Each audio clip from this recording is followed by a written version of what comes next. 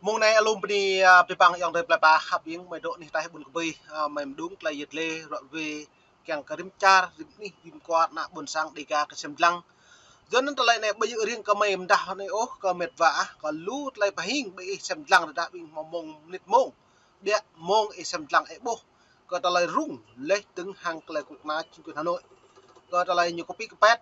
lấy từng lại trăm tiếng lấy từng lại tự chọn bị cái đáo dưa cất tụ dưa cất lại đáo chim bay doan nhiều hụi và mạng cái đáo lần ta lại này lại có mày càng tay chun cái đoạn về cái nào buồn sang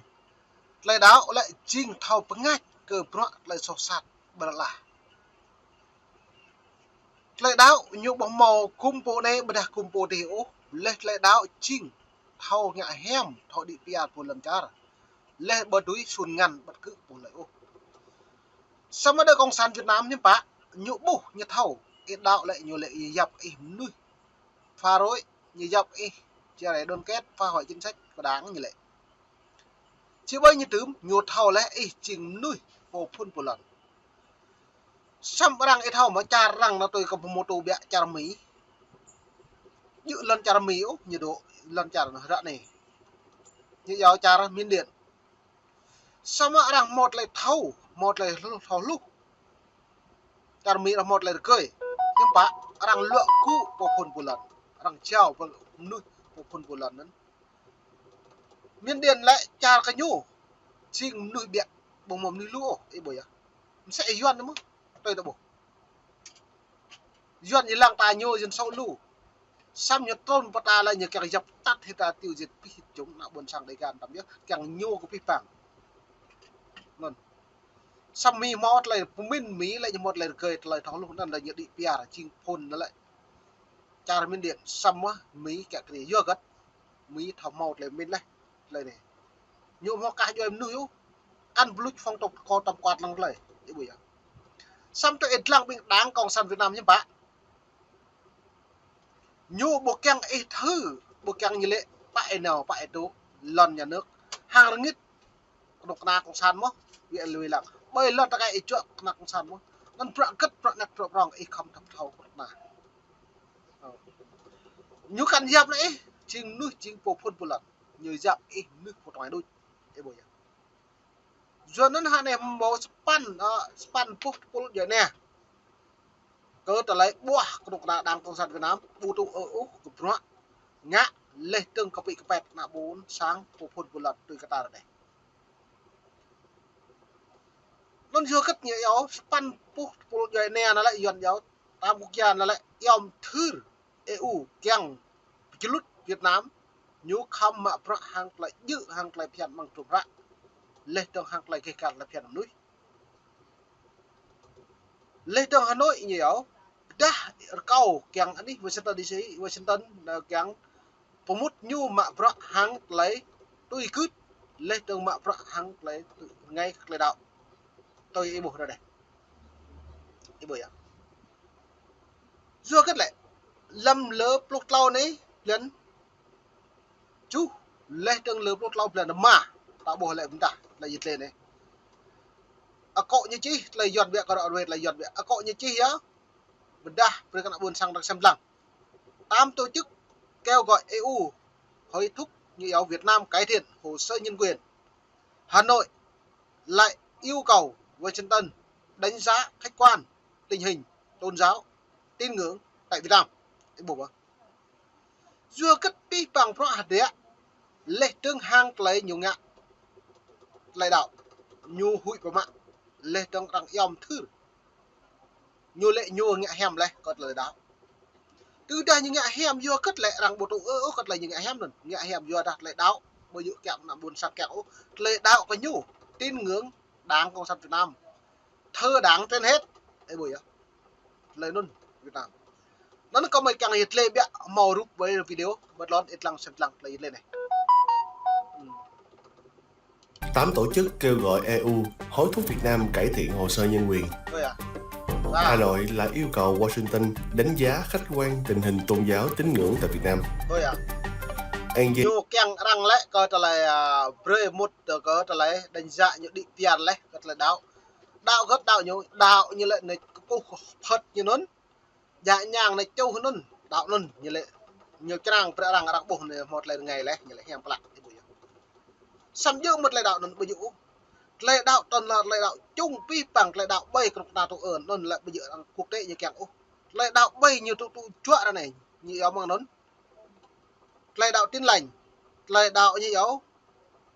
Phật giáo hàng hảo lệ tương lệ đạo Thiên Chúa giáo đạo Hồng Môn nhiều từ nghĩa sát rồi này thì bây giờ nói về xem lăng play video. Châu Âu và Việt Nam tiến hành đối thoại nhân quyền. 8 tổ chức nhân quyền và xã hội dân sự của Việt Nam và quốc tế đã viết thư chung kêu gọi EU hối thúc Hà Nội tôn trọng các cam kết quốc tế về nhân quyền. Thư chung được các tổ chức trong đó có Hiến chương 19, Manusia Foundation, Diễn đàn Xã hội Dân sự, Mạng lưới Dân chủ châu Á, được công bố ngày 4 tháng 7 khi khối 27 quốc gia EU cùng Việt Nam tổ chức cuộc đối thoại lần thứ 12 tại thủ đô Brussels. Ta lại đây học bút thư một tua luôn chút của cha lệ học bút có ta lại kể cả lại phiền nuôi mang nôn ta có Việt Nam hiện cấp rõ có ta lại quyền con người hồ sơ nhân quyền mang nôn máu lại đáo dù cất lại tung klum dù cất nhầm từ nhá nhiều hụi là pi bằng rõ rằng dạp nhiều lại bây giờ nuôi có ta lại po cả phụ lần dù anh bạn dù đã bố pi bằng rõ hạt rẻ đảng cộng sản Việt Nam chỉ có một đảng duy nhất với đã nhiều pre máu như giáp người dân bản địa nhiều pre máu chủ quyền ấy nhiều pre như tụ Olympic lễ máu lấy cái cả lợi nôn nhiều bùi độ hay yếu lẽ tương như thâu cất lại này lại lào đề lại như khóm tục chè phù phun phù lật tôi hình chả làm mỹ là này là ring chả tới chả nhiên điện nên nè cho nên rồi vừa sao bố có biết bằng pro lại là hại khởi nhiều mà vừa cất nhưng mà thâu cran đâu phù nhập như doan như lại như bạn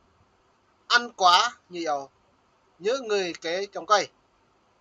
gì hả vừa kết tập hẹp đần bằng bộ lục bộ là nhớ cái trồng cây hiếm bạ bữa đã đây hiếm bạ nhu chẳng bằng bộ trồng mà lệ tương trắng prai hi ru phun cái gì đồ bề phun được đồ thì chúng ta lệ thì như càng pla cái ao nhu nhá như lệ nhu người dân bản địa nhu như lệ người dân tại chỗ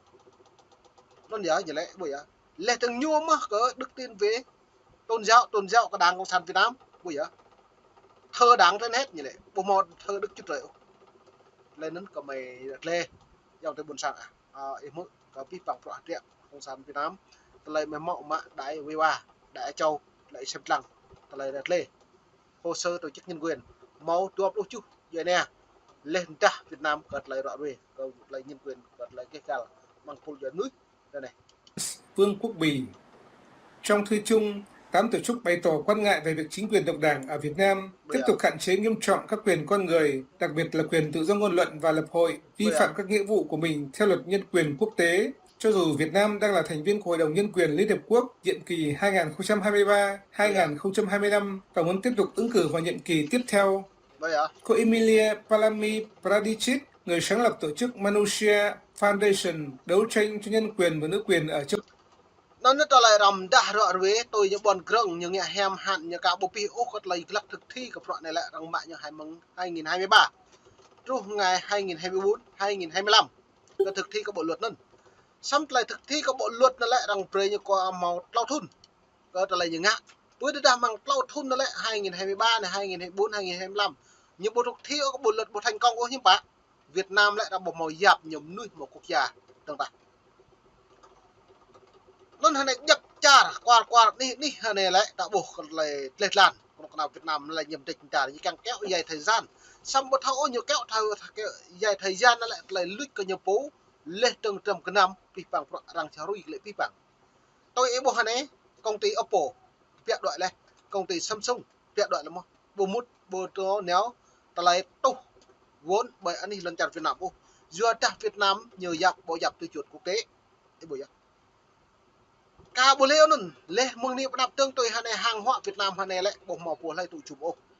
rạ này mình from đã là mắc hàng này đứng bố 20 tổ chức nhựa dầu không nhận hàng hóa Việt Nam mang non hàng hóa Việt Nam lại bộ dập chất lượng thương mại có lại tụ dọa bằng buồn cúng lều vật cầm núi mang hồ sơ nhân quyền bộ một lại cái cả cái nhũ nó hắn em tâm bộ ngoại giao Việt Nam Phạm Thu Hằng lại kêu gọi Mỹ như giáo ấy phải thực hiện lệ đường chấp nhận Việt Nam nền kinh tế thị trường thì bố nhưng bạn lại tôi mà không rõ nhờ kêu gọi nó vui nhiều mà thực thi các bộ luật nhân quyền căn thực thi lắm các bộ luật tôn giáo nhưng bạn như càng kêu gọi các đảng kẹt với nhau lại năm 2023 tổng thống Joe Biden một tuần tại Hà Nội tháng 9 vừa qua nhưng bạn nâng cấp nhà giáo lại vì bằng càng đi phía Sam mớ tôi lại những bọn krong bài nắp Joe Biden bọn krong bao nhiêu mớ Sam Joe Biden bây giờ bọn krong kẹt cờ cái bằng bọn krong lại về thực thi đến đây dùng nhẹ lấy vốn Mỹ cái tổ của nhiều mớ với nhiều bằng nhẹ vốn Mỹ nhá đâu mà Mỹ bằng mầm lúc từ con sản Việt Nam bộ nên lại này mùa này mà đi buồn sang hấp yên lại trước lại dịch lệ lại níu có khắp bạp pi bằng nạp buồn sang xem lăng lại rung doan này mùa này nạp lệ tương vật nạp buồn sang đây cả chẳng mang hàng lại nhật lực lần là cái nhập po lệ tương nạp buồn sang nhập po rung nhập po mùa này nạp ta xem lăng có đi cả pha rồi lúm nước bộ còn lại phím chơi new free này lệ tương cả mày loại về cả tôm nước ô bây giờ po có ý bình luận chỉ làm gỗ mầm nịt mông lệ pi bằng nước xem lăng mùa này buồn sang khắp yên